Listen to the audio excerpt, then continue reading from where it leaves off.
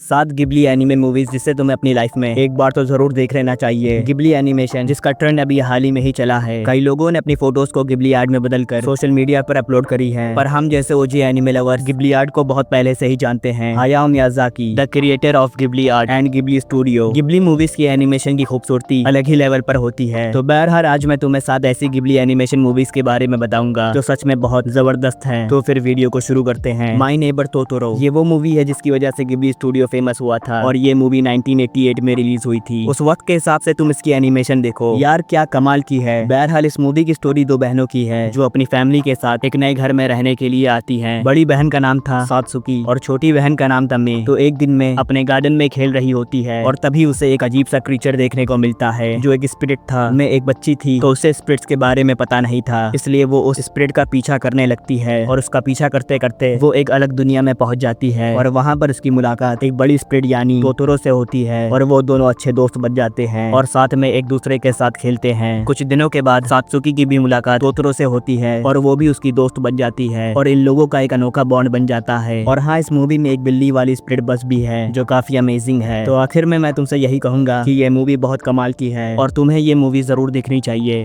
तो हमारी लिस्ट की अगली मूवी है किकीज डिलीवरी सर्विस। ये मूवी माय नेबर टोटोरो के एक साल बाद यानी 1989 में रिलीज हुई थी और तुम जरा गिबली स्टूडियो की इम्प्रूवमेंट को देखो। कोई कह नहीं सकता कि इन दोनों मूवीज में सिर्फ एक साल का फर्क है। क्या कमाल की एनिमेशन में इम्प्रूवमेंट हुई है। तो बहरहाल इस मूवी की स्टोरी एक किकी नाम की 13 साल की लड़की की है जो एक विच होती है और उसके खानदान की एक परंपरा है और वो ये है कि जब एक विच 13 साल की हो जाती है तो वो एक एडवेंचर के लिए एक नए शहर जाती है और अपने जादू से लोगों की मदद करती है। तो जब किकी 13 साल की हो जाती है तो वो भी एक एडवेंचर पर जाती है और वो गलती से एक बड़े शहर में चली जाती है और उस शहर के लोग विचेस को कुछ खास पसंद नहीं करते थे, लेकिन किकी ने कसम खा ली थी कि वो यही शहर में रहेगी और इसे ही अपना घर बनाएगी। किकी उस शहर में अपनी डिलीवरी सर्विस खोलती है और इससे वो शहर के लोगों के दिलों में अपनी जगह बनाने लगती है, लेकिन डिलीवरी के काम में उसे कई सारी मुसीबतों का सामना करना पड़ता है। तो बस मैं तुमसे यही कहूंगा कि तुम्हें ये मूवी जरूर देखनी चाहिए। ये मूवी तुम्हारा दिल खुश कर देगी।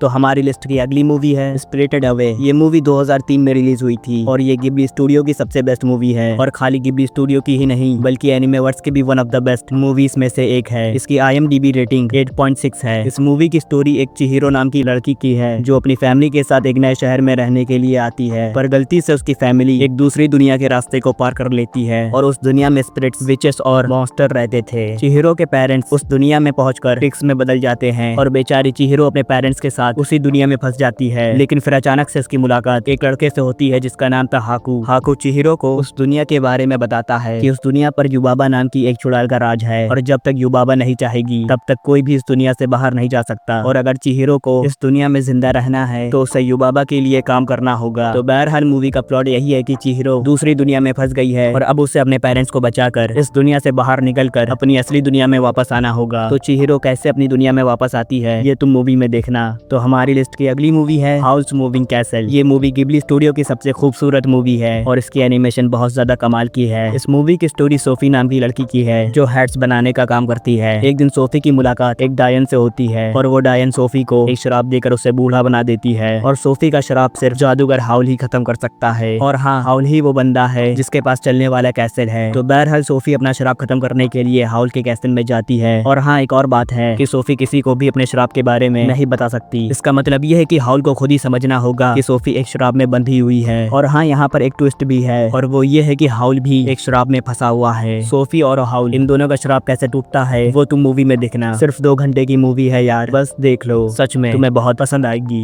तो हमारी लिस्ट की अगली मूवी है पोनियो। ये मूवी 2008 में रिलीज हुई थी और इस मूवी की एनिमेशन तो कमाल की है ही, लेकिन इसकी जो दुनिया है खासकर ओशियन वाली वो बहुत ज्यादा खूबसूरत है। जब तुम इस मूवी को देखोगे तो तुम इस मूवी में खो जाओगे। इस मूवी की स्टोरी एक गोल्डफिश प्रिंसेस की है जो एक अजीब से एक्सकर्शन की वजह से समुंदर की दुनिया से निकलकर जमीन के किनारे पर आ जाती है और तब उसकी मुलाकात एक सोसुके नाम के लड़के से होती है। सोसुके उस गोल्डफिश को उठाकर अपने साथ अपने घर ले जाता है और उसका नाम पोनियो रखता है। एक साथ रहते रहते पोनियो और सोसुके की दोस्ती काफी गहरी हो जाती है। सोसुके के साथ रहकर पोनियो के मन में एक ख्याल आता है कि उसे भी एक इंसान बनना है और एक इंसान की तरह अपनी जिंदगी जीनी है। तो इस मूवी का प्लॉट यही है कि एक गोल्डफिश प्रिंसेस को एक इंसान बनना है और उसे एक इंसान की तरह जीना है। तो क्या क्या वो इंसान बन पाएगी? इसका जवाब तुम्हें मूवी में मिलेगा, तो तुम इस मूवी को भी जरूर देखना।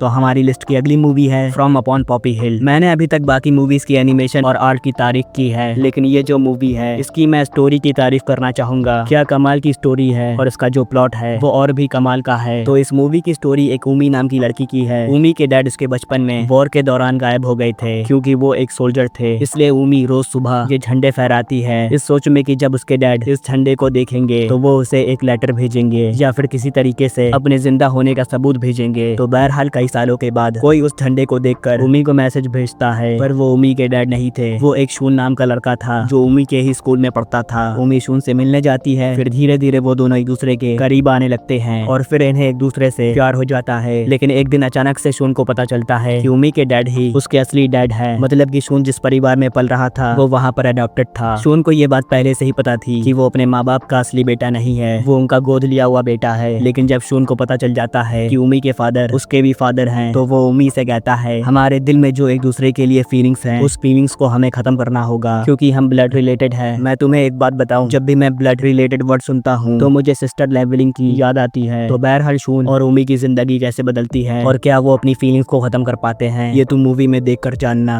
तो हमारी लिस्ट की आखिरी मूवी है the wind rises. This movie is absolute cinema, और ऐसा मैं इसलिए कह रहा हूँ क्योंकि इस मूवी की एनिमेशन, स्टोरी, प्लॉट, सिनेरियो और कैरेक्टर सब कुछ बिल्कुल परफेक्ट है। ये मूवी 2013 में रिलीज हुई थी। इस मूवी की स्टोरी जीरो नाम के लड़के की है जो एक प्लेन का पायलट बनना चाहता है, लेकिन वो ऐसा नहीं कर पाता है क्योंकि उसकी आंखों की रोशनी कम होती है। लेकिन एक रात उसके सपने में जोवानी बटिस्टा कैपरोनी आते हैं। इन्हें तुम जानते ही होगे, वर्ल्ड वॉर के टाइम पर इन्होंने कई सारे प्लेन्स बनाए थे। इनके बारे में तुम पढ़ना, तुम्हें इनसे काफी कुछ सीखने को मिलेगा। तो बहरहाल कैपरोनी जीरो के सपने में आते हैं और वो उससे कहते हैं क्या हुआ अगर तुम प्लेन नहीं उड़ा सकते? मुझे भी प्लेन उड़ाना नहीं आता है, लेकिन मैं प्लेन्स बनाता हूँ और मुझे इसी से ही सुकून मिलता है। तुम भी ऐसा कर सकते हो जापानीज लड़के। जीरो उनकी बातों को सुनकर फैसला करता है कि अब वो कैपरोनी की तरह प्लेन्स को बनाएगा। तो जीरो प्लेन्स बना पाता है या नहीं वो तुम इस मूवी में देखना। और हाँ, एक वार्निंग, मूवी की एंडिंग सैड है, तो मूवी देखते वक्त साथ में रुमाल लेकर जरूर बैठना। मैंने तुम्हें मूवी का सेकंड प्लॉट नहीं बताया है क्योंकि मैं तुम्हारा सस्पेंस खराब नहीं करना चाहता हूँ। तो ये मूवी भी तुम जरूर देखना। तो उम्मीद करता हूँ कि तुम्हें वीडियो पसंद आई होगी। और हाँ, ये सारी मूवीज मैंने देखी हुई है, तो मैं बस आखिर में तुमसे यही कहूंगा कि तुम इन सातों मूवीज को प्लीज एक बार तो जरूर देख लो। तो बहरहाल वीडियो को एक लाइक कर देना, चैनल पर नए हो तो सब्सक्राइब करके बेल आइकन को भी दबा देना ताकि तुम्हें ऐसे ही अमेजिंग वीडियोस की नोटिफिकेशन मिलती रहे। तो फिर आज के लिए बस करते हैं, मैं मिलूंगा तुमसे नेक्स्ट वीडियो पे। तो बाय बाय।